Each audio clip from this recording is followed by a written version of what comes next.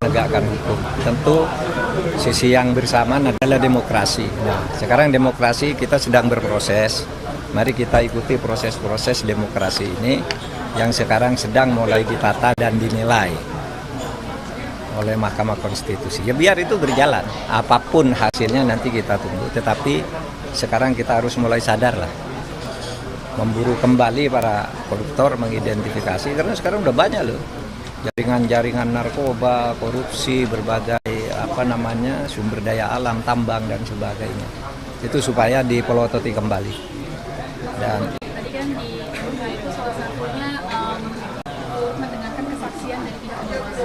Ya. Lalu dari pihak tim hukum Mas Mahfud dan Pak Ganjar mengaku kecewa dengan kinerja Bawaslu selama ini karena laporan dugaan kecurangan pemilu yang masuk ternyata terbukti tidak ditindaklanjuti oleh pihak Bawaslu, sehingga mulai menyuarakan apakah perlu sebaiknya keberadaan Bawaslu ini ditinjau ulang atau mungkin dibubarkan. Kalau Prof. Mahfud sendiri menilainya bagaimana? Apakah Bawaslu ini tetap perlu dipertahankan atau gimana, Prof? ya nantilah biar tim hukum dulu yang bicara itu ke publik. Karena dulu Bawaslu itu kan dibentuk karena kebutuhan juga. Lalu kalau kemudian ada cacat lalu mau dibubarkan, nanti semua jadi dibubarkan. Yang penting kita harus benar lah sekarang ini proses-proses yang berjalan. Tapi bahwa itu perlu dibubarkan apa tidak, atau diubah bentuknya atau apanya, nanti sesudah ini kita bicarakan lagi. Terutama kepada nanti pemerintah baru, siapapun, supaya memikirkan hal-hal ini agar demokrasi ke depan itu lebih sehat. Tapi apakah menurut Prof. Mahfud tumpulnya kinerja Bawaslu ini karena salah satu paslonnya kali ini ada kaitannya langsung dengan kuasa yang tadi masih berkuasa? Tidak tahu saya, biar nanti diputuskan oleh MK. Biar MK yang memutuskan apa karena itu atau bukan, ya kita lihat aja. Saya tidak boleh sekarang sebagai prinsipal gitu mempengaruhi opini di luar sidang.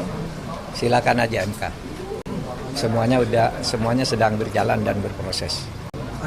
Tinggal nunggu berapa hari lagi kan? Tinggal nunggu ya sebentar lagi. Tidak sampai 2 minggu lagi kan sudah ada jawabannya.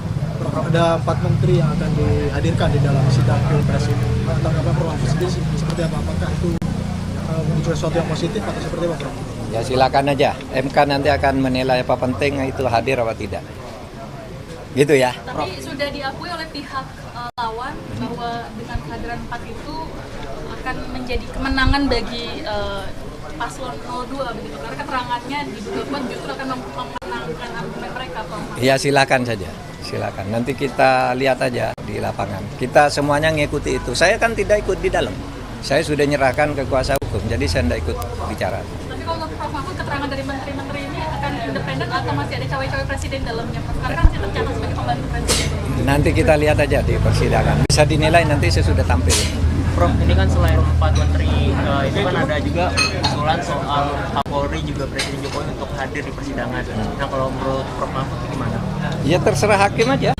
Nanti kalau hakim kan mempertimbangkan urgensi dan relevansinya apa, itu hakim. Pokoknya setiap kuasa hukum itu sudah mendapat kuasa sepenuhnya untuk menyatakan dan meminta apapun ke pengadilan.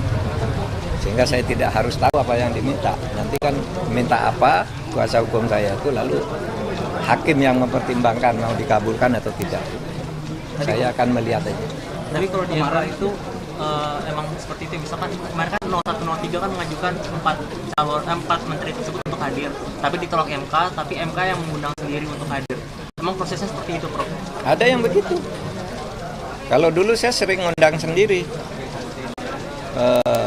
Karena kadangkala kalau yang diajukan oleh pemohon itu kadangkala sudah dititipi pesan-pesan yang agak berpihak. Itu kan interpartis ya, interpartis itu antar partai, jadi semua yang diajukan itu pasti memihak dia. Nah dulu waktu saya jadi hakim MK, ya sering ngundang sendiri yang tidak diajukan oleh pihak. Misalnya kasus penodaan agama ya, dulu saya ngundang sendiri tokoh-tokoh, ada MH Ainun Najib, kemudian ada Quraisy Shihab, itu tidak diajukan oleh orang yang berperkara, tapi MK ingin mendengar. Pada waktu itu kita panggil semua dari gereja, dari majelis ulama, MK yang ngundang. Cuma biasanya kalau agak profesional, kalau diundang MK itu orang agak males datang. Kenapa? kalau MK itu honornya hanya sama dengan orang berseminar, 3,5 juta. Tapi kalau diundang oleh partis biasanya bisa ratusan juta.